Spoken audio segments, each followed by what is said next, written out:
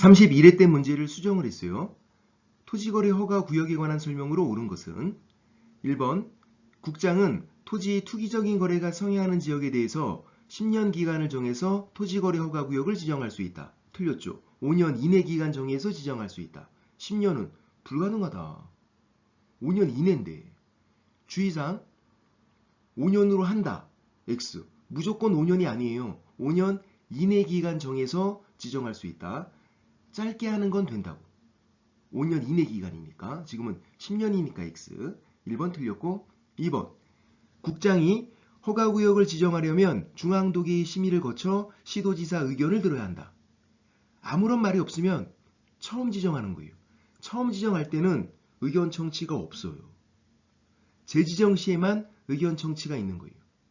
처음 지정하면 심의는 거쳐요. 심의는 반드시 거치니까 의견 청취는 없고, 재지정 시에는 심의 거치고 의견 청취가 있는 거고, 재지정 시에만.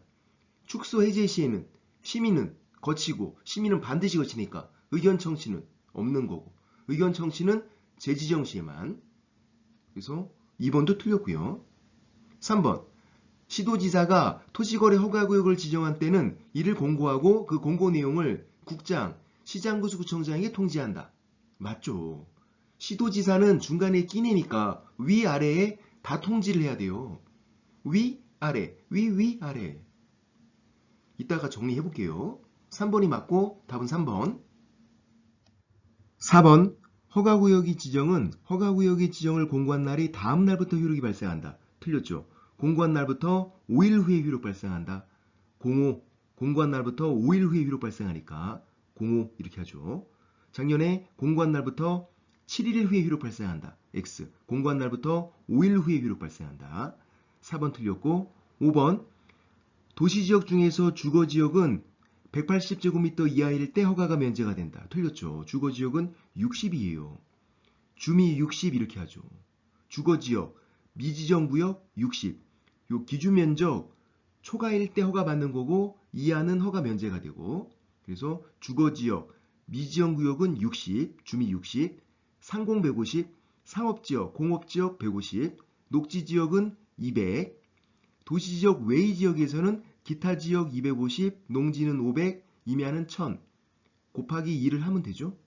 요 기준 면적들 외우고 있어야 돼요. 기준 면적 초과일 때 허가 받는 거고 이하는 허가 면제가 되고, 그래서 지금 주거지역인데 180 틀린 거였고, 답은 3번. 국가기관의 위계질서, 국장이 제일 높은 사람이고요. 그 다음 시도지사, 그 다음 시장구수구청장. 국장이 지정했으면 시도지사를 거쳐서 시장구수구청장에게 통지하는 거예요. 직접 통지하는 게 아니라 거쳐서. 위계질서니까 단계를 밟아서 내려가야죠. 근데 이제 시도지사는 중간에 끼내니까 위아래에 다 통지를 해야 돼요. 자연스럽잖아. 그래서 시도지사는 EXID, 위아래, 위아래 다 통지하라고요. 그럼 이제 통지를 받은 시장구수구청장이 관할 등기소장에게 통지하고요. 이 허가증이 등기할 때 필요하니까 등기소장도 알고 있어야 돼요.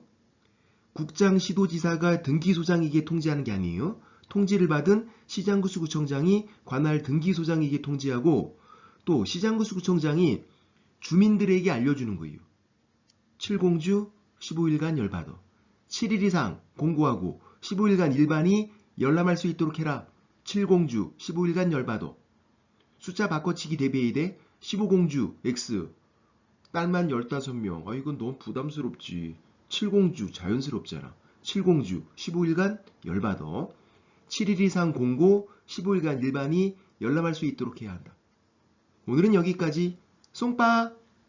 32회 때 문제를 수정을 했어요. 토지거래 허가에 관한 내용으로 옳은 것은 1번. 토지거래 허가구역의 지정은 그 지정을 공고한 날부터 3일 후에 효력이 발생한다. 틀렸죠. 5일 후에 효력 발생한다. 05. 공고한 날부터 5일 후에 효력 발생한다. 3일 X. 1번 틀렸고, 2번. 토지거래 허가구역 지정 당시 국장 또는 시도지사가 따로 정하여 공고하지 않는 경우에 도시지역 중 상업지역 안이 200제곱미터 면적의 토지거래 계약은 허가가 필요 없다. 틀렸죠. 상업지역과 공업지역은 기준면적이 150이에요. 상공 150. 기준 면적 이하일 때는 허가 면제되고 기준 면적 초과는 허가 받는 거고, 지금 200은 150 초과니까 허가 필요하다. 허가 받아야 된다. 허가가 필요 없다. 틀린 거고, 기준 면적 이따 정리할게요. 2번 틀렸고, 3번 토지거래 허가를 받은 자는 대통령령으로 정하는 사유가 있는 경우 외에 토지 취득일부터 7년간 그 토지를 허가받은 목적대로 이용한다. 틀렸죠. 이용 의무 기간은 최장 길어야 5년이에요. 현상 보존이 5년이거든요. 7년 불가능하다. 이용 의무 기간 최장 길어야 5년이다. 현상 보존이 5년이니까. 그래서 3번도 틀렸고요. 4번 허가받은 목적대로 토지를 이용하지 않았음을 이유로 이행강제금 부과처분을 받은 자가 시장구청장에게 이의제기하려면 그 처분을 고지받은 날부터 10일 이내 해야 한다. 틀렸죠. 이행강제금 부과의 이의제기는 30일이에요. 허가 불허가 처분에 대한 이의신청은 1개월이고 이의신청과 이의제기도 다른 거죠. 이의신청은 1개월, 이의제기는 30일. 10일 틀렸고 4번 틀렸고요. 5번 허가 신청에 대해서 불허가 처분받은 자는 그 통지를 받은 날부터 1개월 이내 시장구청장에게 해당 토지에 관한 권리 매수를 청구할 수 있다. 매수 청구 언제 하는 거죠? 불허가 처분 시. 누구에게? 불허가 처분을 한 사람. 네가 불허가 했으니까 네가 사. 시장구청장이 불허가 처분했으니까 시장구청장에게 매수 청구할 수 있다. 언제까지? 1개월 이내. 그래서 5번이 맞고 답은 5번. 허가 기준 면적 알고 계셔야 돼요. 도시지역과 도시지역 외의 지역으로 나누고요. 자, 도시지역에서 주미, 주거지역, 미지정구역, 주미 60, 상공, 상업지역, 공업지역, 상공 150, 녹지, 녹지지역 200.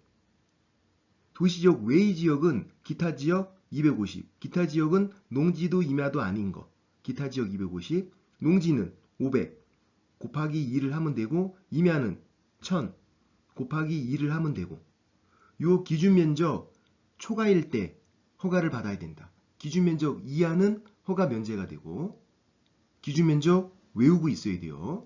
주미 60, 상공 150, 녹지 200, 기타지역 250, 농지는 500, 임야는 1000. 토지거래 허가에서 1개월이 아닌 거를 알고 계셔야 돼요. 1개월짜리가 너무 많으니까 1개월이 아닌 거를 외우자. 1번 허가 불허가 처리 기간 15일. 여기서는 개정이 안 됐어요. 토지거래 허가에서는 허가 불허가 처리 기간 15일. 2번 선매협의를 시작하는 거는 15일. 선매협의를 시작하는 거는. 3번 이행명령 이행기간 3개월 이내 문서로 하고. 4번 이행강제금 부과에 이의제기하는 건 30일. 이 신청은 1개월. 매수청구 1개월. 처음 보는 건데 1개월. 잘 모르겠는데 1개월. 1개월이 아닌 거 4가지를 외우자.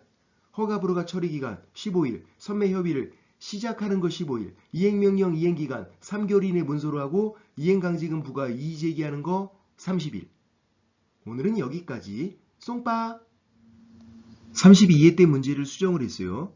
토지거래 허가구역에 관한 설명으로 옳은 것은 1번 시도지사는 법령이 개정으로 인해 토지 이용에 대한 행위 제한이 강화되는 지역을 허가구역으로 지정할 수 있다. 틀렸죠. 완화되는 지역. 제한을 완화, 풀어줘야 개발을 하고 그래야 투기가 되니까. 토지거래 허가는 투기를 막는 거잖아요.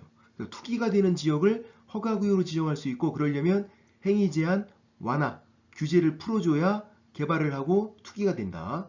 강화 틀렸고 완화 총 2번 나왔어요. 이거 1번 X. 2번 토지 투기적인 거래 성행으로 지가가 급격히 상승하는 등 특별한 사유가 있으면 5년을 넘는 기간으로 허가구역을 지정할 수 있다. 틀렸죠. 5년 이내 기간 정해서 지정할 수 있다. 5년 이내.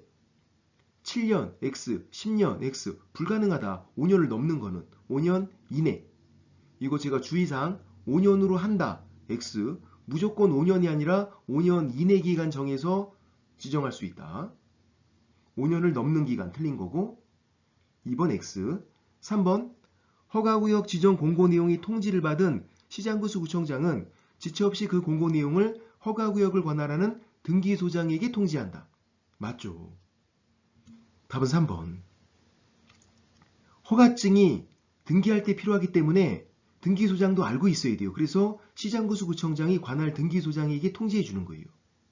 국장, 시도지사가 관할 등기소장에게 통지하는 게 아니라 통지를 받은 시장구수구청장이 관할 등기소장에게 통지하는 거고, 그리고 시장구수구청장이 주민들에게도 알려주죠. 7공주 15일간 열받아. 그렇게 했던 거. 3번이 맞고, 답은 3번.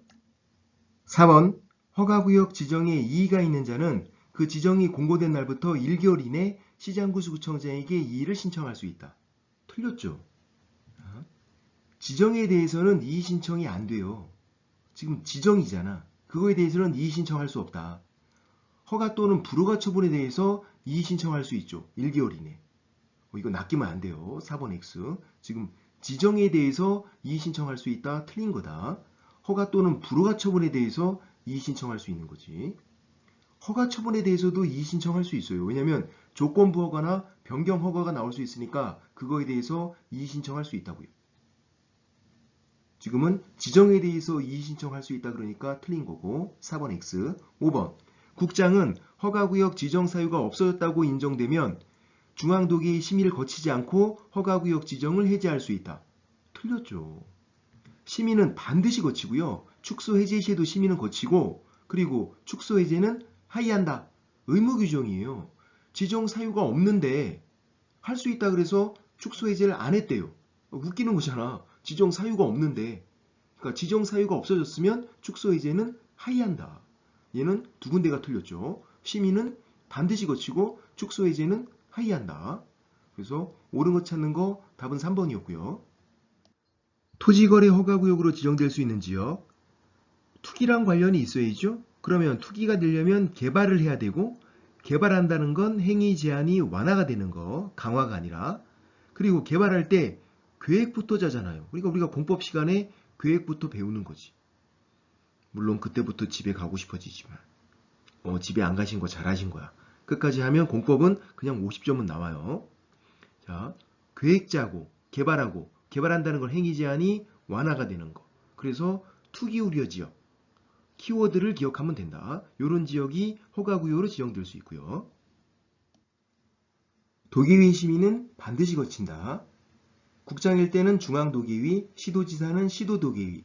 심의는 반드시 거친다. 처음 지정할 때 심의 거친다. 재지정 시에도 심의 거친다. 축소해제 시에도 심의 거친다.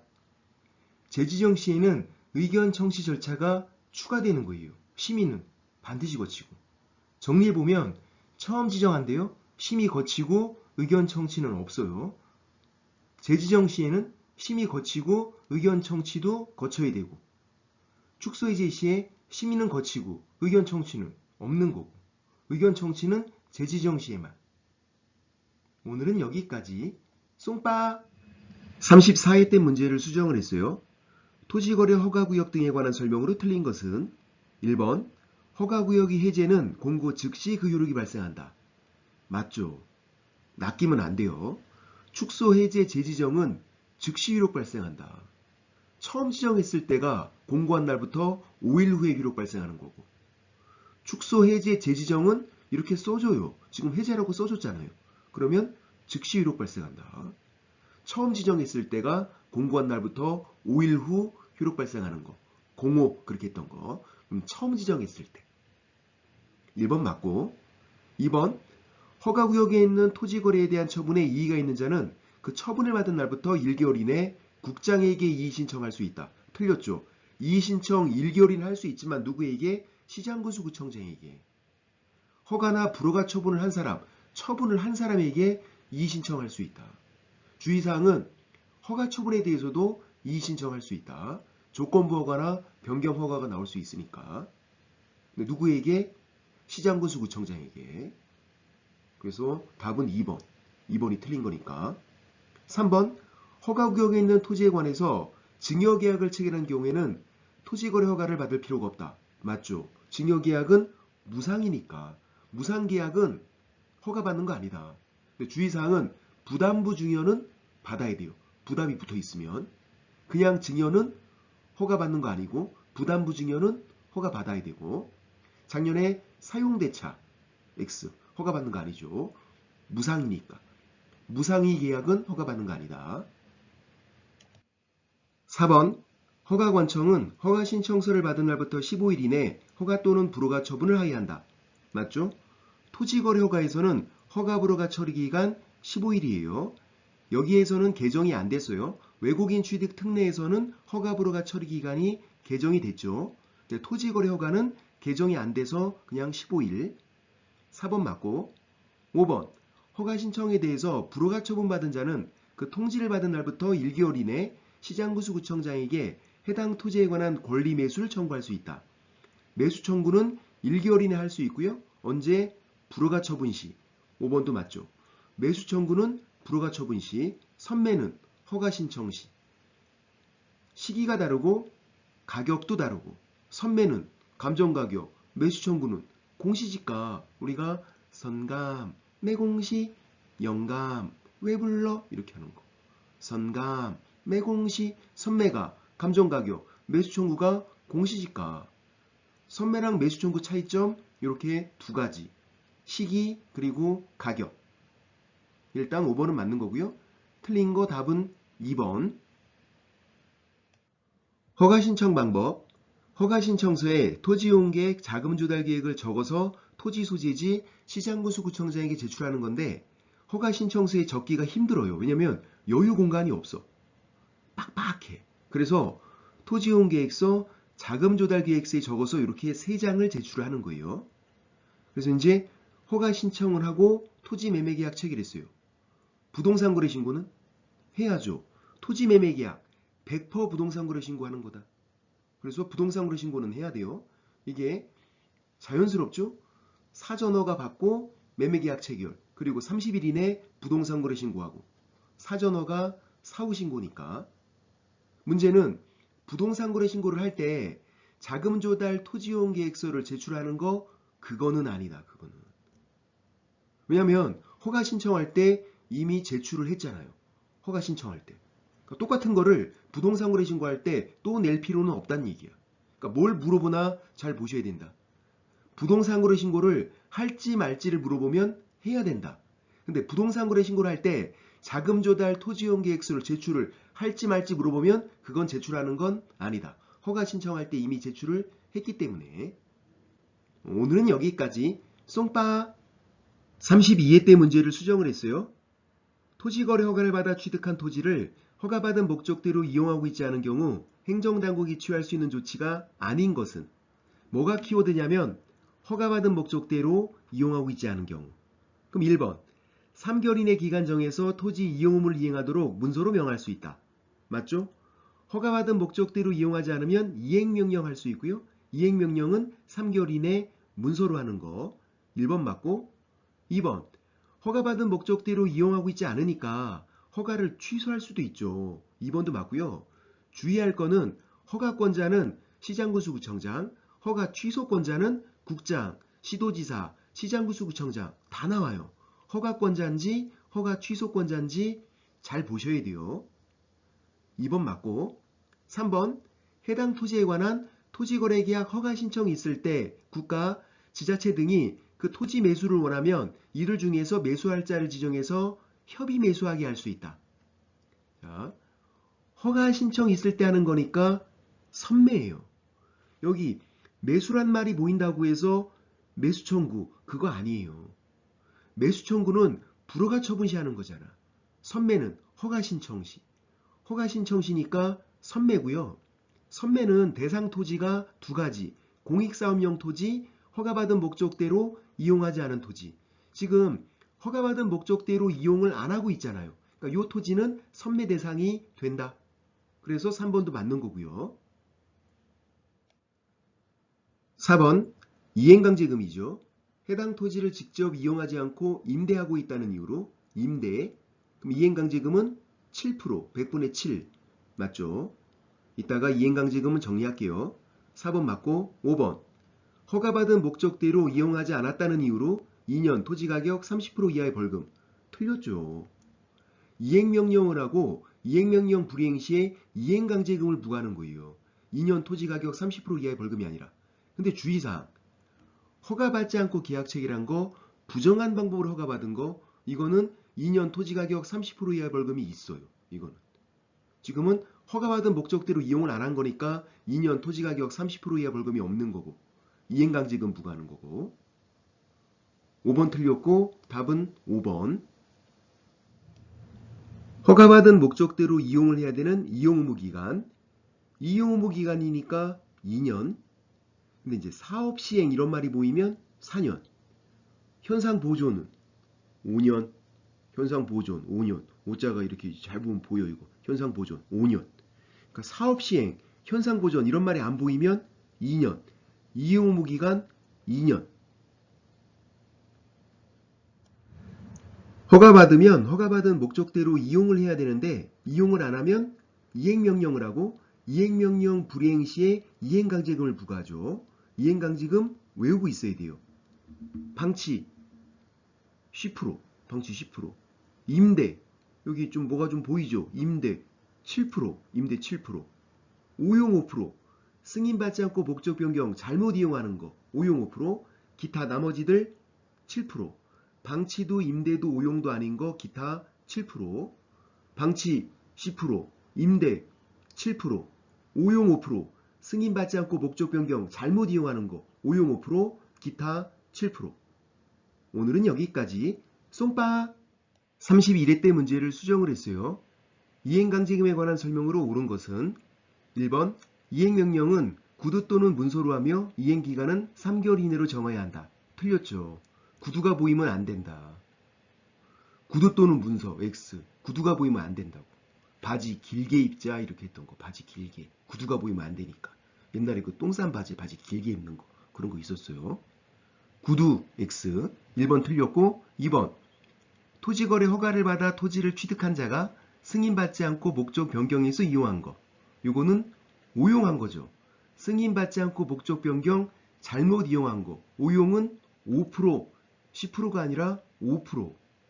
2번도 틀렸고 방치가 10%, 임대는 7%, 오용 5%, 승인받지 않고 목적 변경 잘못 이용하는 거. 오용 5%, 기타 나머지들 7%. 그래서 2번은 오용이니까 5% 이렇게 해야죠. 10% 틀렸고 2번 틀렸고 3번 이행강제금 부과처분에 불복하는 경우 이의를 제기할 수 있으나 그에 관한 명문 규정을 두고 있지 않다. 틀렸죠. 명문 규정이 있으니까 우리가 이의 제기는 30일 이렇게 외우는 거죠. 규정이 있다. 3번도 틀렸고 4번 이행명령을 받은 자가 그 명령을 이행하는 경우 새로운 이행강제금의 부과는 즉시 중지하며 명령을 이행하기 전에 부과된 이행강제금은 징수해야 한다. 맞죠? 답은 4번. 이행명령을 이행하면 새로운 거는 중지, 이미 부과된 건 징수. 4번 맞고 시험에 여러 번 나왔죠. 답은 4번. 5번 최초 의무 위반이 있었던 날 기준으로 1년에 한 번씩 그 이행명령이 이행될 때까지 반복해서 이행강제금을 부과징수할 수 있다. 틀렸죠. 뭐가 틀렸냐면 시점이 틀렸어요. 최초 의무 위반이 있었던 날이 기준이 아니라 최초 이행명령 있었던 날이 기준이에요. 그래서 5번 틀렸고 이따가 정리해 볼게요. 답은 4번. 이행강제금 부과 순서. 이용의무를 이행하지 않았다고 바로 이행강제금을 부과하는 건 아니에요. 그럼 어떻게 하는 거냐면 이용의무를 이행하지 않으면 이행명령을 먼저 하고 이행명령을 불이행하면 이행강제금을 부과해요. 요 순서를 기억하셔야 돼. 이용의무를 이행하지 않으면 이행명령을 먼저 하고 이행명령을 불이행하면 이행강제금을 부과하는 거다. 그래서 이행강제금을 부과하는 기준 시점이 최초 이행명령이 있었던 날이 기준이에요. 이행명령을 불이행하면 이행강제금을 부과하니까. 의무 위반이 있었던 날이 기준이 아니라 이행명령을 먼저 하고 이행명령을 불이행하면 이행강제금을 부과한다. 그래서 기준 시점이 최초 이행명령이 있었던 날이 기준 시점. 오늘은 여기까지. 쏨빠! 이론 설명을 먼저 드릴게요. 선매랑 매수 청구를 비교하는 건데 둘 다 국가 등이 토지 소유자랑 매매 계약을 체결하는 거예요. 근데 이제 차이점. 시기가 다르죠? 선매는 허가 신청 시, 매수 청구는 불허가 처분 시. 네가 불허가 했으니까 네가 사라고 하는 게 매수 청구. 그러니까 불허가 처분 시. 선매는 허가 신청 들어오면 허가 불허가 하기 전에 먼저 하는 거예요. 먼저 손자잖아요. 그래서 시기가 선매가 더 앞서요. 허가 신청 시 하는 거니까. 그리고 이제 가격. 둘 다 국가 등이 토지 소유자랑 매매계약 체결할 때 가격 기준이 달라요. 선매는 감정가격, 매수 청구는 공시지가. 그래서 우리가 선감, 매공시 이렇게 하는 거. 선매가 감정가격, 매수 청구가 공시지가. 선감, 매공시. 예외는 똑같아요. 신청서에 낮은 금액 적혀 있으면 그걸로 할 수 있어요.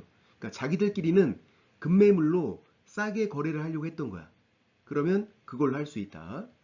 예외는 똑같고 원칙이 다르고 차이점 크게 두 가지. 시기 다르고 가격 다르고 또 이제 공통점. 선매자, 매수자가 될 수 있는 사람이 똑같아요. 국가 등 속에 무려 10가지가 포함돼. 그러니까 되는 애들이 너무 많으니까 안 되는 애들. 한국은행, 항만공사, 지방공사, 민간기업 얘네들은 안 된다. 선매자도 안 되고 매수자도 안 된다. 얘네들이 공통점은 네 글자. 네 글자짜리들은 안 된다. 네 글자짜리 찍으면 죽어. 그냥 사. 죽을 사자. 찍지 말자. 한국은행, 항만공사, 지방공사, 민간기업은 선매자도 안 되고 매수자도 안 되고 네 글자짜리는 찍으면 죽어. 죽을 사자. 문제 풀게요. 30회 때 문제를 수정을 했어요. 불허가 처분 토지에 대해서 매수 청구를 받은 경우, 매수 청구죠. 매수할 자로 지정될 수 있는 자를 모두 고른 것은, 이게 이제 선매에서 선매자를 물어봐도 똑같아요. 아까 공통점이었잖아요. 선매자, 매수자 공통점. 그러면 되는 애들이 너무 많단 말이에요. 10가지. 그래서 우리가 안 되는 거, 네 글자짜리는 안 된다. 그 죽을 사자 찍으면 그냥 죽어 했던 거. 그럼 보세요. 이제 쓱 스캔을 해보면 안 되는 게 보여. 니은, 한국은행, 네 글자니까 얘는 안 되죠. 찍으면 죽어, 죽을 사자. 그럼 니은 들어가 있는 거 제끼면 되죠. 세 가지를 제낄 수 있어요. 그러면 푼 거야, 이 문제는. 답은 2번 아니면 4번이고 차이점이 미음이네. 미음 봤더니 항만공사 네 글자 찍으면 죽어, 안 된다. 미음도 X. 그러니까 답은 2번. 박스 형태 문제에서는 X를 제껴서 답이 손들고 있게. 그렇게 문제를 풀어야 돼요. 그래야 시간도 절약되고 또 확실하게 답을 고를 수 있고 실수도 안 하고. 오늘은 여기까지. 쏨빠! 22회 때 문제를 수정을 했어요. 토지거래 허가구역 내의 허가대상 토지 매매를 중개하면서 당사자에게 설명한 내용으로 틀린 것은 1번, 이 매매계약은 관할관청이 허가를 받기 전에는 효력이 발생하지 않는다. 맞죠? 토지거래 허가를 받지 않으면 무효. 그런데 허가받으면 소급해서 효력 발생하니까 유동적 무효. 야생보호군 허가받는 거. 외국인 취득 특례, 야생보호군 허가, 그거는 확정적 무효. 토지거래 허가는 허가받지 않으면 유동적 무효. 따로따로예요. 별개. 야생보호군 허가 따로 있고 토지거래 허가 따로 있는 거예요. 지금 토지거래 허가니까 유동적 무효. 1번 맞고 2번. 관할관청이 허가가 있기 전에는 당사자는 매매계약상의 채무불이행을 이유로 계약을 해지할 수 없다. 맞죠? 채권적인 효력이 발생하지 않아요. 채권 채무가 발생하지 않는다. 채무가 없는 거예요. 그러니까 채무불이행 책임 성립이 안 되는 거죠. 채무불이행을 이유로 계약 해제할 수 없는 거다. 2번도 맞고. 3번. 허가 신청에 이르기 전에 매매계약을 일방적으로 철회했어요. 매매계약 일방적 철회는 허가 신청 협력 의무를 이행하지 않았다. 그런 말이에요. 일방적 철회, 협력 의무를 이행하지 않았다. 그러면 손해입으면 손해배상 청구할 수 있고요. 협력 의무 위반을 이유로 손해배상 예정도 돼요. 그러니까 그 약정 효력이 없다가 아니라 된다고. 허가 신청 협력 의무는 있고 협력 의무 위반해서 손해 입으면 손해배상 청구도 되고 손해배상 예정도 된다. 그래서 3번이 틀린 거고요. 4번 매도인이 허가 신청 절차에 협력하지 않으면 매수인은 매도인에게 협력 의무 이행을 소로서 구할 수 있다. 맞죠? 허가 신청 협력 의무 있고 협력 의무를 이행하지 않으면 이행하라고 소송 제기도 가능하고 4번 맞고요. 5번 이 매매 계약은 당사자 쌍방이 허가 신청을 하지 아니하기로 의사표시를 명백히 했어요. 처음에 허가받을 생각이었는데 나중에 허가 안 받기로 한 거예요. 그럼 확정적 무효가 되죠. 맞죠? 불허가 처분 났어요. 확정적 무효. 허가를 처음부터 배제 잠탈할 계약 처음부터 안 받을 생각이에요. 확정적 무효. 지금 5번 지문은 허가 받을 생각이었는데 처음에는 나중에 안 받기로 한 거예요. 그래도 확정적 무효. 허가 처분 나거나 아니면 허가구역 지정 해제가 되거나 기간 만료됐는데 재지정을 안 한 경우 그런 경우에는 확정적 유효가 되는 거고요. 틀린 거 찾는 거 답은 3번이었고요. 유동적 무효에서는 이 정도만 주의하시면 돼요. 자, 유동적 무효에서는 채무불이행 책임이 성립이 안 되죠. 채권적인 효력이 발생하지 않으니까. 그래서 채무불이행 책임을 물을 수 없단 말이에요. 1번 채무불이행을 이유로 계약 해제 안 되는 거고요. 채무불이행을 이유로 손해배상 청구 안 되는 거죠. 채무불이행을 이유로 하는 거는. 채무불이행 책임이 성립이 안 되니까. 근데 2번 보세요. 협력 의무는 있고요. 허가 신청에 협력해야 될 의무. 협력 의무 위반을 이유로 계약 해제는 안 돼요. 협력 의무가 주된 의무가 아니어서 부수적인 의무. 협력 의무 위반을 이유로 계약 해제는 안 된다. 근데 뭐는 되냐면 협력 의무 위반을 이유로 손해배상 청구는 돼요. 손해배상 예정을 해놓는 것도 되고. 그러니까 뭐를 이유로 하는 건지를 잘 봐야 돼요. 채무불이행을 이유로 하는 건지 협력 의무 위반을 이유로 하는 건지. 채무불이행을 이유로 하면 계약 해제 안 되고 손해배상 청구도 안 된다. 채무불이행을 이유로 하면. 근데 협력 의무 위반을 이유로 하면 계약 해제는 안 되지만 손해입으면 손해배상 청구는 된다. 손해배상 예정을 해놓는 것도 된다. 오늘 여기까지. 쏨빠 30회 때 문제를 수정을 했어요. 묘소가 설치되어 있는 임야를 중개하면서 중개 의뢰인에게 설명한 내용으로 틀린 것은 1번 분묘가 1999년에 설치됐다 하더라도 장사법이 2001년에 시행됐기 때문에 분묘기지권을 시효 취득할 수 없다. 틀렸죠. 답은 1번. 장사법 시행 전에 설치한 분묘는 시효 취득 가능하죠. 장사법 시행 후에 설치한 거는 시효 취득이 안 되고 또 장사법 시행 전에 있던 분묘기지권은 계속 그냥 유지가 되는 거예요. 그러니까 장사법 시행 전에 있던 것들은 별 문제가 없다고요. 장사법 시행 전에 설치한 거 시효 취득 가능하고 장사법 시행 전에 있던 분묘기지권은 계속 그냥 유지가 되고 2번 암장되어 있어 객관적으로 인식할 수 있는 외형을 갖추고 있지 않은 묘소에는 분묘기지권이 인정되지 않는다. 맞죠? 평장이나 암장되어 있으면 외부에서 인식이 불가능하기 때문에 분묘기지권이 인정이 안 된다. 봉부는 있어야 돼요. 봉부는. 그래서 2번 맞고 3번 아직 사망하지 않은 사람을 위한 장례의 묘소 가묘 이렇게 부르죠. 이거는 분묘가 아니기 때문에 분묘기지권이 인정이 안 돼요. 아까 2번은 분묘는 맞아요. 시신이 안장되어 있으니까. 근데 평장이나 암장은 외부에서 인식이 불가능하니까 분묘기지권이 인정이 안 되는 거고 3번은 분묘가 아니니까 시신이 안장되어 있지 않잖아요. 분묘가 아니니까 분묘기지권이 인정이 안 되는 거고 4번 분묘기지권을 시효로 취득한 사람은 토지 소유자의 지료지급 청구가 있은 날부터 지료지급 의무가 있다. 맞죠? 지료지급 시기 이따가 정리할게요. 5번 분묘기지권이 효력이 미치는 지역이 범위 내라 할지라도 기존 분묘 외에 새로운 분묘를 설치할 권능은 포함되지 않는다. 맞죠? 기존 분묘 그대로 두는 거예요. 그리고 제사를 지내는 데 필요한 범위 내에서만 인정되는 거. 새로운 분묘를 설치하는 거 안 되고요. 단분이나 쌍분 형태로 합장하는 것도 안 되고요. 원칙적으로 이장하는 것도 안 돼요. 옮기는 것도. 기존 분묘 그대로 두고 제사를 지내는 데 필요한 범위 내에서 인정되는 거다. 틀린 거 찾는 거 답은 1번이었고요. 분묘기지권은 지료지급 요 내용만 좀 주의하시면 돼요. 1번 토지 소유자의 승낙을 얻어 분묘를 설치한 경우 분묘기지권이 성립하게 되고 그때 지료지급은 약정에 따른다. 유상이었으면 유상, 무상이었으면 무상. 그리고 그 지료지급 약정은 분묘기지 승계인에게도 미친다. 분묘기지가 토지를 산 사람에게도 미친다고요. 유상이었으면 계속 유상. 그런 식으로. 2번, 분묘기지권을 시효취득한 경우 토지 소유자가 지료를 청구한 날부터 지료 지급 의무가 있죠.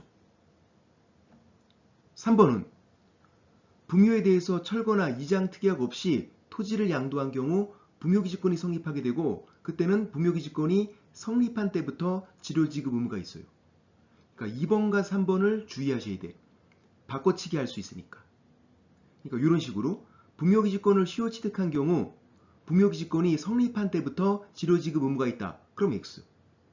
성립한 때부터가 아니라 토지 소유자가 지료를 청구한 날부터, 달라고 한 때부터. 분묘에 대해서 특약 없이 토지를 양도했을 때가 성립한 때부터.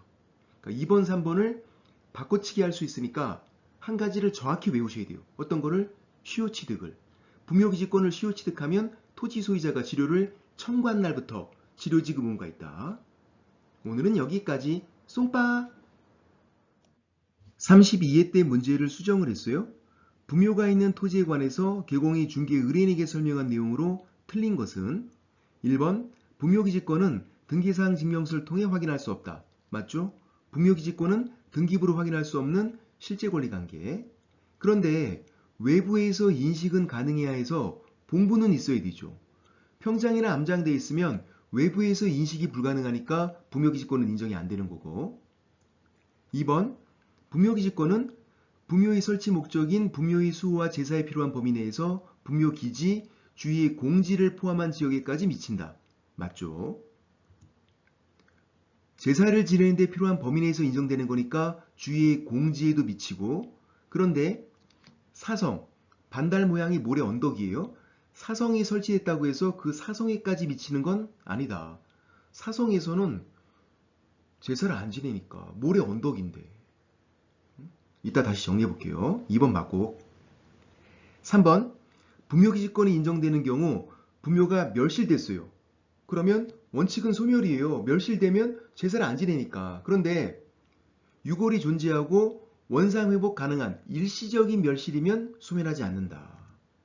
멸실은 그냥 멸실인지 일시적인 멸실인지 잘 보셔야 돼요. 그냥 멸실은 더 이상 제사를 안 지내니까 소멸. 일시적인 멸실은 원상회복해서 다시 제사를 지낼 거니까 소멸하는 게 아닌 거고. 그래서 3번도 맞고요. 4번 갑이 자기 소유 토지에 분묘를 설치한 후 그 토지를 을에게 양도하면서 분묘를 이장하겠다는 특약을 하지 않음으로써 갑이 분묘기지권을 취득한 경우 특별한 사정이 없는 한 갑은 분묘기지에 대한 토지 사용 대가로서 지료를 지급할 의무가 없다. 틀렸죠. 답은 4번. 뭐가 키워드냐면 분묘에 대해서 특약 없이 토지를 양도한 경우. 그러면 분묘기지권이 성립하게 되고 분묘기지권이 성립한 때부터 지료 지급 의무가 있다. 시효취득은 토지 소유자가 지료를 청구한 날부터. 지금은 4번 지문은 분묘에 대해서 특약 없이 토지를 양도한 경우. 이때는 분묘기지권이 성립한 때부터 지료 지급 의무가 있다. 근데 4번 지문에서 지료를 지급할 의무가 없다 그러니까 틀린 거고요. 5번 분묘기지권은 권리자가 의무자에 대해서 그 권리를 포기하는 의사표시를 하는 외에 점유까지도 포기해야만 그 권리가 소멸하는 것은 아니다. 맞죠? 분묘기지권이 포기는 의사표시로만 할 수 있어요. 그러니까 틀리게 나오면 분묘기지권이 포기는 점유까지도 포기해야 한다. 그럼 X. 틀린 거고 이렇게 나온 적도 있어요. 틀린 거 찾는 거 답은 4번. 분묘기지권이 지역적인 범위. 분묘기지, 분묘가 있는 토지예요. 이 부분 효력이 미치고요. 그리고 제사를 지내는 데 필요한 범위 내에서 주위의 공지에도 미치고. 그런데 사성, 모래언덕. 사성이 설치되어 있을 때 사성에까지 미치는 건 아니고 거기선 제사 안 지내니까. 그리고 기존 분묘를 그대로 둬야 돼요. 단분이나 쌍분 형태로 합장하는 것도 안 되고요. 새로운 분묘를 설치하는 것도 안 되는 거고요. 원칙적으로 이장, 옮기는 것도 안 돼요. 기존 분묘 그대로 두고 제사를 지내는 데 필요한 범위 내에서. 예외적으로 이장이 되는 경우가 있어요. 원칙은 안 되는데. 분묘가 집단적으로 설치가 된 경우 그러면 넓은 지역이 미치게 되죠. 그럼 이제 요 안에서 이장을 하는 건 범위가 안 바뀌니까 허용이 돼요. 부묘가 한 개 있는데 이장을 하면 범위가 바뀌니까 안 되는 거예요. 근데 집단적으로 설치가 돼 있으면 이렇게 넓은 지역이 미치니까 요 안에서 이장을 하는 건 상관이 없다. 범위가 안 바뀌니까. 물론 요 부묘가 밖으로 나가서 더 넓어지는 거 그건 안 돼요.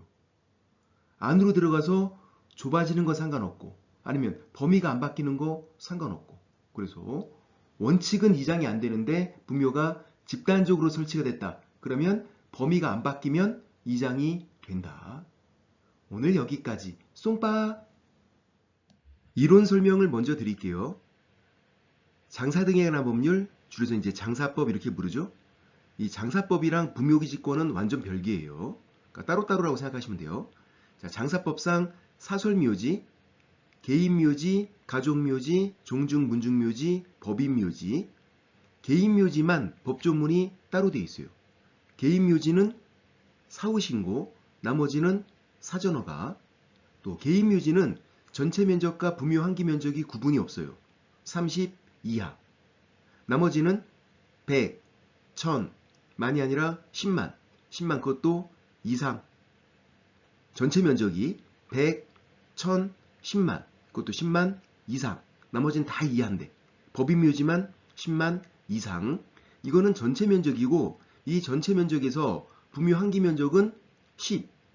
합장하면 10 더하기 10은 20이 아니라 15. 부부끼리니까 부부끼리 합장하잖아. 사랑은 계속돼야 된다. 죽어서도 바짝 붙어 있어야 돼. 합장 시 15.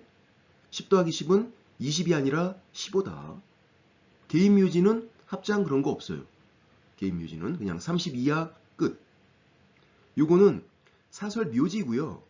자, 자연장지는 자연장을 하는 것이죠.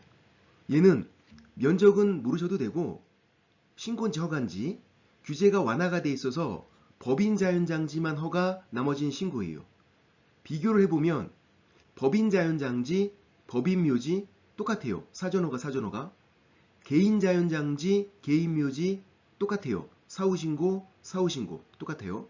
차이점은 가족, 종중, 문중, 자연장지, 사전신고, 가족, 종중, 문중, 묘지는 사전허가. 그래서 시험에 가족, 종중, 문중, 자연장지가 나왔던 거죠. 차이점이니까. 법인 똑같고요. 개인 똑같잖아. 가족, 종중, 문중, 자연장지는 사전신고, 가족, 종중, 문중, 묘지는 사전허가. 문제 풀게요. 27회 때 문제를 수정을 했어요. 장사법에 대해서 중개 의뢰인에게 설명한 것으로 틀린 것은 아까도 잠깐 말씀드렸지만 장사법이랑 부묘기지권은 별개라고 생각하셔야 돼. 부묘기지권 따로 있는 거고요. 장사법 따로 있는 거예요. 작년에 부묘기지권 문제 한 문제 나오고 장사법 문제가 따로 한 문제가 나왔잖아요. 따로따로. 지금은 장사법이에요. 1번 개인묘지는 30제곱미터를 초과해서는 안 된다. 맞죠? 30 초과해서는 안 된다가 30 이하 같은 말이에요. 2번 화장을 한 자는 화장 후 30일 이내에 신고해야 한다. 틀렸죠. 답은 2번. 화장은 사전신고예요. 화장을 하려는 자는 신고해야 한다. 사전신고. 화장 언제 해라? 외출하기 전에 해라. 외출하기 전에. 사전에. 지하철에서 화장하지 말고 화장은 집에서 하고 가는 거. 사전에. 매장이 사오신 거죠. 화장은 사전신고. 그래서 2번 틀렸고 3번 가족 자연장지를 조성하려는 자는 신고해야 한다. 조성하려니까 사전신고죠. 가족 묘지라면 사전허가인데. 아까 차있죠. 가족 종중 문중 자연장지는 사전신고. 가족 종중 문중 묘지는 사전허가. 지금은 자연장지니까 가족 자연장지 사전신고 맞고요. 4번 시장 등은 묘지 설치 관리를 목적으로 민법에 따라 설립된 재단법인에 한정하여 법인묘지 설치 관리를 허가할 수 있다. 맞죠? 재단법인에 한정하여. 그래서 사단법인도 안 되는 거예요. 재단법인만 법인묘지 설치 관리를 할 수 있다. 4번 맞고요. 5번 설치기간이 끝난 부묘의 연고자는 설치기간이 끝난 날부터 1년 이내에 시설물을 철거하고 매장된 유고를 화장하거나 보관해야 한다. 맞죠? 1년 이내에.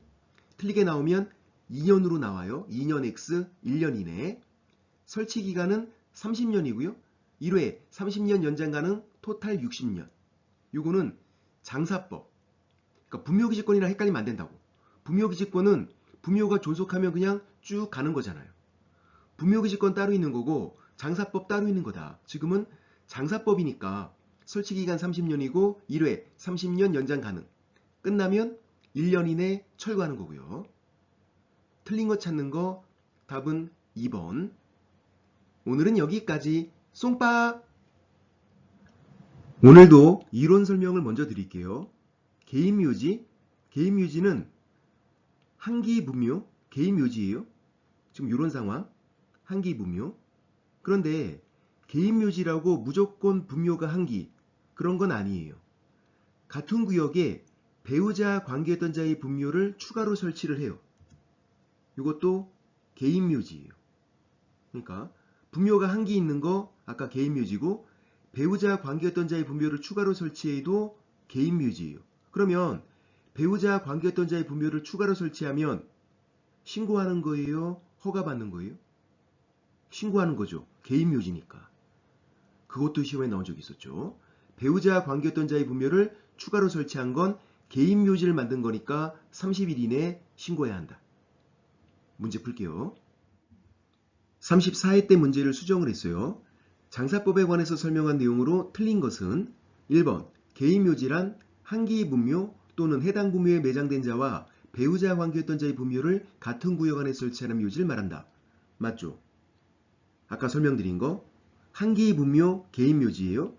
또 배우자 관계였던 자의 분묘를 같은 구역에 설치해도 개인묘지. 1번 맞고요. 2번 가족묘지는 가족당 한 개수로 제한하되 그 면적은 100 이하. 맞죠? 100, 1000, 만이 아니라 10만, 10만 이상. 가족묘지, 종중문중묘지, 법인묘지. 법인묘지는 10만 이상. 다 이하인데 법인묘지만 10만 이상. 2번 맞고요.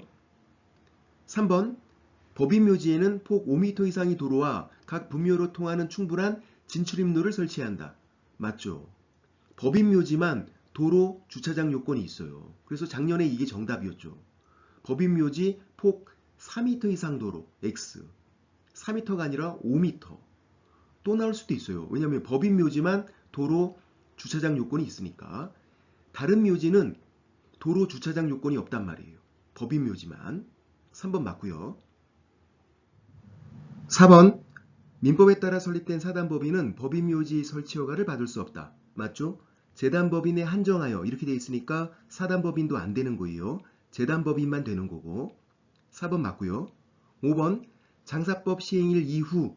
장사법 시행 날짜는 외우시는 거 아니에요? 써줘요. 이후에 토지 소유자의 승낙 없이 설치한 분묘에 대해서 분묘기지권 시효 취득을 주장할 수 있다. 틀렸죠? 답은 5번. 장사법 시행 이후에는 분묘기지권 시효 취득이 안 된다. 장사법 시행 이전에는 시효 취득이 되고 장사법과 분묘기지권은 요것만 관련이 있어요. 장사법 시행 이후에는 시효 취득이 안 된다. 장사법 시행 이전에 설치한 거는 시효 취득이 된다. 이거 빼고는 분묘기지권 따로, 장사법 따로, 따로따로 관련이 있는 건 이것만. 그래서 5번 틀렸고 답은 5번. 오늘은 여기까지. 쏭빠! 26회 때 문제를 수정했어요. 농지법 문제가 중개 실무로 나올 수 있고요. 농지법상 농지 임대차에 대해서 설명한 내용으로 틀린 것은 1번 선거에 따른 공직 취임으로 인해서 일시적으로 농업 경영에 종사하지 아니하게 된 자가 소유하고 있는 농지는 임대할 수 있다. 맞죠? 부득이한 사유가 있잖아요. 선거에 따른 공직 취임으로 본인이 농사를 못 짓는 이런 부득이한 사유가 있으면 예외적으로 임대차가 가능하다. 그러면 임대차 할 때 임대차 계약은 서면 계약이 원칙이고요. 2번도 맞고요. 그리고 기간은 농지법 세 글자니까 3년 이상으로 해야 한다. 3번도 맞고요. 농지법 세 글자니까 3년 이상. 다만 다년생 식물 이런 말이 보이면 5글자니까 5년 이상. 지금 다년생 식물 이런 말 안 보이잖아요. 그러면 3년 이상. 3번도 맞고요. 4번 농지임대차 계약의 당사자는 임차료에 관해서 협의가 이루어지지 아니한 경우 조정위원회에 조정 신청할 수 있다. 틀렸죠. 시장군수 자치구청장에게 조정 신청할 수 있어요. 주임법과 상임법은 조정위원회에 조정 신청할 수 있는데 농지법은 시장군수 자치구청장에게 조정 신청할 수 있다. 차이점이죠. 그래서 4번 틀렸고 답은 4번. 5번 임대농지 양수인은 임대인주의를 승계한 거로 본다. 면책적 채무인수. 이거는 주임법, 상임법, 농지법 모두 공통. 그래서 양수인에게 보증금 달라고 그러면 돼요. 양수인이 임대인주의를 승계한 거로 본다. 그래서 5번은 맞고요. 답은 4번. 농지임대차가 중개실무로 잘 나오니까 이 정도는 정리하고 계셔야 되고요. 농지의 전세권 설정은 안 되고 1번 임대차 계약 예외적으로 가능하고 부득이한 사유가 있을 때 그때 서면계약 원칙. 2번 기간은 농지법 3글자니까 3년 이상. 다만 단연생 식물 이런 말이 보이면 5글자니까 5년 이상. 임차인 짧은 거 주장할 수 있고요. 임대인도 부득이한 사유가 있으면 짧은 거 주장할 수 있어요. 예를 들어서 군대 간대요. 군대가 18개월. 그래서 2년으로 하고선 2년 주장하는 거 된다고. 임대인도 예외적으로 부득이한 사유가 있으면 짧은 거 주장할 수 있다. 3번 농지임대차 등기하면 대항력 바로 생기는데 등기가 없을 때 농지인도 플러스 시구면장 확인. 그러면 다음 날부터 대항력 발생하죠. 농지인도 플러스 시구면장 확인. 4번 양수인은 임대인주의를 승계한 거로 본다. 면책적 채무인수. 그래서 양수인에게 보증금 달라고 하는 거 주임법, 상임법, 농지법 공통이고요. 5번 임대인이 기간 끝나기 3개월 전까지 갱신거주를 통지를 하지 않으면 묵시적 갱신이 되죠. 주임법은 6개월 전부터 2개월 전까지, 상임법은 6개월 전부터 1개월 전까지, 농지법은 3개월 전까지 갱신거주를 통지를 하지 않으면 묵시적 갱신이 된다는 거. 오늘은 여기까지. 쏭빠 27회 때 문제를 수정을 했어요. 농지를 취득하려는 중개 의뢰인에게 설명한 내용으로 틀린 것은 1번 주말체험 영농을 목적으로 농지를 소유하면 세대원 전부가 소유하는 총면적이 1천 미만. 맞죠? 세대원 각각이 아니라 전부가 소유하는 총면적이 1천 미만. 1천도 안 되는 거예요. 1천 미만이니까. 2번 농업일이 아닌 자는 농업진흥지역 아닌 농지를 주말체험 영농 목적으로 취득할 수 없다. 맞죠? 농업진흥지역 안에서 주말체험 영농 목적으로 농지 취득 이제 안 되니까 이것도 기억하셔야 되고. 3번 농업법인 합병으로 농지를 취득하는 경우 농지증 발급받지 않고 농지를 취득할 수 있다. 맞죠? 농업법인 합병이면 농지증 발급 면제가 돼요. 이것도 뭐 한 번 나왔으니까 이 정도 참고로. 4번 단연생 식물 재배지 등 대통령령으로 정하는 농지를 임대하는 경우 임대차 기간은 5년 이상으로 해야 한다. 맞죠? 단연생 식물 5글자니까 5년 이상. 이런 말이 안 보이면 농지법 3글자니까 3년 이상. 단연생 식물 이런 말이 보이면 5글자니까 5년 이상. 4번 맞고요. 5번 농지 전용 허가를 받은 농지를 취득하려는 자는 농지증을 발급받을 필요가 없다. 틀렸죠. 농지 전용 허가 신고는 국민인 내가 허가받고 내가 신고한 거. 농지증 발급받아야 돼요. 근데 농지 전용 협의를 마친 농지는 협의는 국가기관 지들끼리 협의한 거니까 발급 면제가 되고. 이따 다시 정리하고요. 5번 틀렸고 답은 5번. 농지증 발급 받는 경우 중에서 시험에 잘 나오는 거 1번 경매로 농지를 취득하는 경우 농지증 발급 받아야 돼요. 그리고 농지증을 낙찰받고 매각 결정일까지 제출하는 거예요.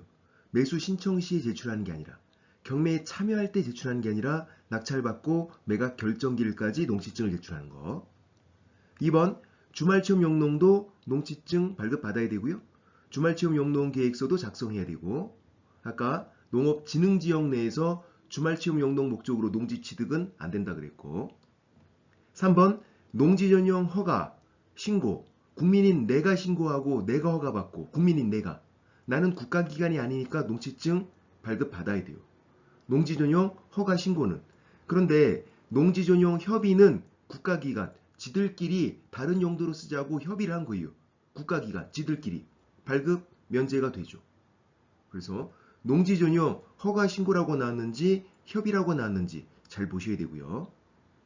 오늘 여기까지 송빠 29회 때 문제를 수정을 했어요. 농지법에 대해서 중개 의뢰인에게 설명한 내용으로 틀린 것은 1번 초지법에 의해서 조성된 초지는 농지가 아니다. 맞죠? 초지는 초지다. 초지는 초지다. 누가 그래? 고상철. 공법 선생님이 있어. 고쌤. 초지는 초지다. 초지는 초지.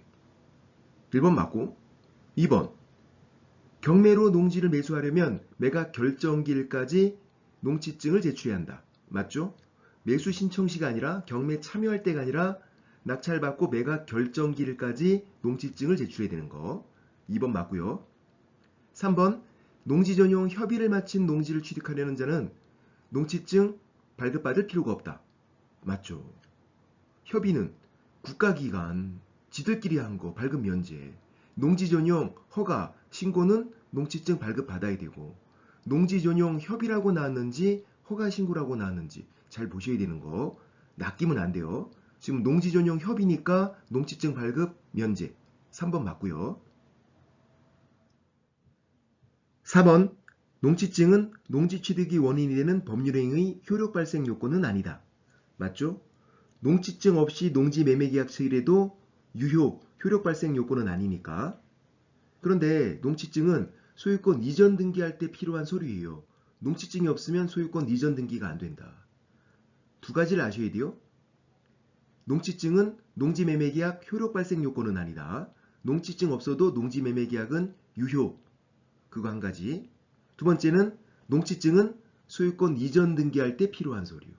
농지증이 없으면 소유권 이전 등기가 안 된다는 거. 그렇게 두 가지 아시면 되고. 판례죠. 4번 맞고요. 5번 주말체험 영농을 위해 농지를 소유하는 경우 한 세대 부부 각각 1천 미만. 각각 틀렸죠. 세대원 전부가 소유하는 총면적이 1천 미만. 각각 그러면 너무 넓어. 그럼 주말에 농사 짓고 평일에 입원해야 돼. 골병나서 너무 넓다고. 세대원 전부가 소유하는 총면적이 1천 미만. 그래서 5번 틀렸고 답은 5번. 농지증 발급 절차. 1번 시구위원장에게 발급 신청하죠. 어디 가서 시구위원장. 군수가 아니라 시구위원장. 어디라고요? 시구위원장. 군수 X. 2번 7일 이내 발급을 해주게 되고 농업경영기획서를 작성하지 않으면 절차가 간소화된 거니까 4일. 농지위원회 심의 대상이면 절차가 복잡해진 거니까 14일. 3번 농지증 없이 농지 매매계약 체결해도 매매계약은 유효. 농지증은 효력 발생 요건이 아니다. 그래서 농지증 없이 농지 매매계약 체결해도 유효. 아까 했던 거. 다만 농지증은 소유권 이전 등기할 때 필요한 서류. 그렇게 두 가지 알고 계셔야 되고. 비농업인이 예외적으로 농지를 소유할 때 상한이 있어요. 1번 비농업인이 상속받았어요. 농지를. 그러면 1만까지만 소유할 수 있어요. 농업인은 상속농지 전부 다 소유 가능하고 비농업인은 1만까지만. 2번 8년 이상 농사 짓다가 이농 그만둔 거예요. 농사 짓는 거 힘들어 팔자주름 생긴다. 8년. 팔자주름 생긴다. 8년. 이농 그만뒀어도 1만까지는 소유할 수 있어요. 3번 주말체험 용도의 경우에 세대원 전부가 소유하는 총면적이 1천 미만. 1번, 2번은 1만까지 되는 거잖아요. 근데 3번은 1천 미만. 1천도 안 되는 거예요. 남편 500, 세대원인 부인 500 안 된다고. 더하면 1000이니까 1천 미만. 1천 미만. 오늘은 여기까지. 송빠 이론 설명을 먼저 드릴게요. 주거용 건축물 확인 설명서에서 임대차 확인 사항이 신설됐죠? 임대차 확인 사항에는 확정일자 부여 현황, 국세 지방세 체납 정보, 전입세대 확인서, 최우선 변제금, 민간임대 등록 여부, 계약갱신 요건 행사 여부. 이렇게 6가지를 적는 거고요. 외우셔야 돼요. 부채 전체를 변제하지 않으면 등신, 부가 확정일자 부여 현황, 채, 국세 지방세 체납 정보, 전입세대 확인서, 채를 변제, 이게 이제 최우선 변제, 등이 민간임대 등록 여부, 신이 계약갱신 요건 행사 여부, 부채 전체를 변제하지 않으면 등신, 못 외우면 우리가 등신 외우셔야 돼. 그리고 개공이 임대인 및 임차인에게 임대차 확인사항 요 6가지를 설명했음을 확인하고, 그리고 임대인과 임차인이 서명 또는 날인을 따로 받아야 돼요. 임대차 확인사항에 대해서만 서명 또는 날인을 따로 받아야 돼요. 확인설명서 전체에 대해서 서명 또는 날인을 받고 임대차 확인사항에 대해서 따로 또 받고. 문제 풀게요. 기출문제가 아니라 제가 만든 문제예요. 개정된 주거용 건축물 확인설명서를 기준으로 해서 임대차 확인사항에 적는 것이 아닌 거. 1번 확정일자 부여 현황 정보 맞죠? 부채 전체를 변제하지 않으면 등신 부. 2번 국세 지방세 체납 정보 맞죠? 부채 전체를 변제하지 않으면 등신 부채 채. 3번 전입세대 확인서 제출 맞죠? 부채 전체를 변제하지 않으면 등신 전. 4번 최우선 변제금 맞죠? 부채 전체를 변제하지 않으면 등신. 못 외우면 우리가 등신. 답은 그래서 5번. 관리비는 임대차 확인사항이 적는 게 아니에요. 관리비도 중요해요. 요 정도 내용은 알고 계셔야 돼요. 관리비 주택임대차에서 확인설명사항에 해당한다. 해당해요. 설명해야 돼. 그러니까 주택임대차에서 설명했다고 해서 임대차 확인사항에 적는 게 아니다. 어디 적으라고요? 관리에 관한 사항이. 관리비는 관리에 관한 사항이 적는 거다. 그러니까 두 가지를 기억하셔야 돼요. 관리비 주택임대차에서 확인설명사항에 해당한다. 그런데 이제 확인설명서에 적을 때는 어디 적는 거다? 관리에 관한 사항이 적는 거다. 임대차 확인사항이 적는 게 아니라 임대차 확인사항에는 부채 전체를 변제하지 않으면 등신 그거 적는 거였으니까 관리비는 관리에 관한 사항이 적는다. 오늘은 여기까지. 쏭빠! 기출문제가 아니라 제가 만든 문제예요. 주거용 건축물 확인설명서 작성 방법에 관한 설명으로 옳은 것은 1번 민간임대 등록 여부는 권리관계란에 적는다. 틀렸죠? 민간임대 등록 여부는 임대차 확인사항에 적는 거잖아요. 부채 전체를 변제하지 않으면 등신, 등이 민간임대 등록 여부, 임대차 확인사항에 적는다. 권리관계에는 등기부기사항만 적어요. 이제 다른 거 안 적어. 권리관계에는 등기부기사항만. 임대차 확인사항에는 부채 전체를 변제하지 않으면 등신 그거 적는 거고. 2번 임대차 확인사항은 개공이 세부 확인사항에 해당한다. 틀렸죠. 기본 확인사항이에요. 세부 확인사항이 이제 5가지. 실제 권리관계, 상태 2가지가 있죠. 그리고 환경조건, 현장 안내 이렇게 5가지가 세부 확인사항. 다시 해볼게요. 실제 권리관계, 상태 2가지, 환경조건, 그리고 현장 안내 이렇게 5가지가 세부 확인사항. 세부가 아니면 다 기본 그렇게 하면 되고. 이따가 또 정리할게요. 3번 관리에 관한 사항은 경비실, 관리주체, 관리비를 적는다. 맞죠. 어제 했던 거. 관리비를 임대차 확인사항이 적는 게 아니라 관리에 관한 사항이 적는 거라고요. 그래서 3번이 맞고 답은 3번. 4번 현장 안내는 개공이 세부 확인사항으로서 요거는 맞죠? 현장 안내는 세부 확인사항. 개공이 매도 임대 의뢰인에게 자료를 요구해서 확인한 사항을 적는다. 이게 틀렸죠. 앞에는 맞는데 뒤에가 틀려 있어요. 현장 안내는 자료 요구할 수 없다. 세부 확인 사항 중에서 4가지, 실제 권리 관계, 상태 2가지, 환경 조건 이렇게 4가지는 자료 요구할 수 있고 현장 안내는 자료 요구 안 되고. 4번 틀렸고. 5번 입지 조건은 도로, 대중교통, 주차장, 교육시설, 판매 및 의료시설 틀렸죠. 이제 교육시설까지만 입지 조건, 판매 및 의료시설은 입지 조건이 아니다. 이거 문제 나올 수 있죠. 입지 조건 4가지니까 원래 5가지였다가 4가지로 줄었으니까 한 가지 쓱 넣어서 문제를 만들기가 좋잖아요. 입지 조건은 도로, 대중교통, 주차장, 교육시설까지만, 판매 및 의료시설은 입지 조건이 아니라는 거.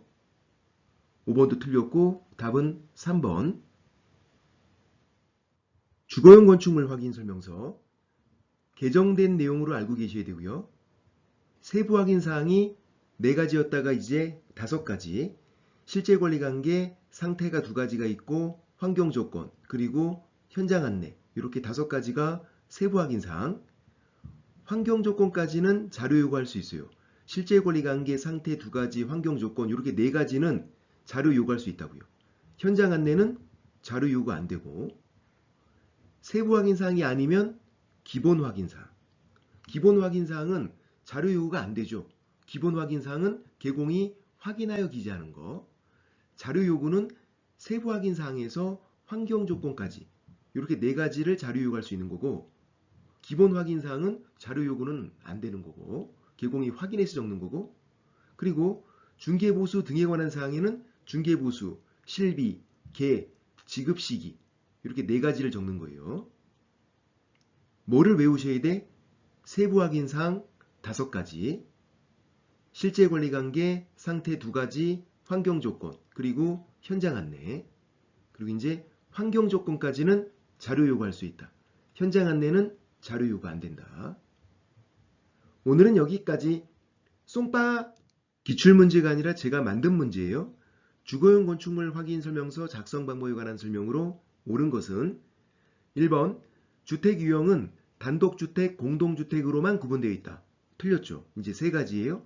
단독주택, 공동주택, 주거용 오피스텔 3가지로 구분되어 있어요. 1번 틀렸고, 2번 등기사항 증명서는 확인 설명 시 제시하는 근거자료로 명시가 되어 있어요. 등기사항 증명서, 토지대장, 건축물대장 그런 거. 그리고 확정일자 부여 현황도 근거자료로 명시가 되어 있어요. 이제 추가됐죠. 이것도. 2번도 틀렸죠. 확정일자 부여 현황, 전입세대 확인서, 국세납세 증명서, 지방세 납세 증명서 이렇게 4가지가 근거자료로 추가됐어요. 이 4가지도 근거자료에 명시가 되어 있다. 주택임대차에서 확인 설명할 때 근거자료가 되니까. 다시 한번 확정일자 부여 현황, 전입세대 확인서, 국세납세 증명서, 지방세 납세 증명서 이 4가지 확인 설명 시 제시하는 근거자료가 된다. 2번도 틀렸고, 3번 계약갱신 요건 행사 여부는 권리관계에 적는 게 아니라 임대차 확인사항이 적는 거죠. 부채 전체를 변제하자면 등신, 신의, 계약갱신 요건 행사 여부. 그리고 권리관계에는 등기부 기재사항만 적는다고요. 권리관계는. 다른 건 안 적는다. 권리관계에는 등기부 기재사항만. 계약갱신 요건 행사 여부는 임대차 확인사항이 적는 거고요. 그래서 3번도 틀렸고. 4번 현장 안내는 개공이 기본 확인사항이다. 틀렸죠. 현장 안내는 세부 확인사항. 세부 확인사항 5가지. 실제 권리관계, 상태 2가지, 환경조건, 그리고 현장 안내 이렇게 5가지가 세부 확인사항. 환경조건까지는 자료 요구할 수 있고, 현장 안내는 세부 확인사항이지만 자료 요구는 안 되고. 그럼 질문. 임대차 확인사항은 세부 확인사항이에요? 기본 확인사항이에요? 임대차 확인사항? 기본. 세부 확인사항 5가지가 아니면 다 기본. 임대차 확인사항도 기본 확인사항이에요. 세부 확인사항 5가지를 외우고 있어야 된다고. 다시 한번. 실제 권리관계, 상태 2가지, 환경조건, 현장 안내 이렇게 5가지가 세부 확인사항.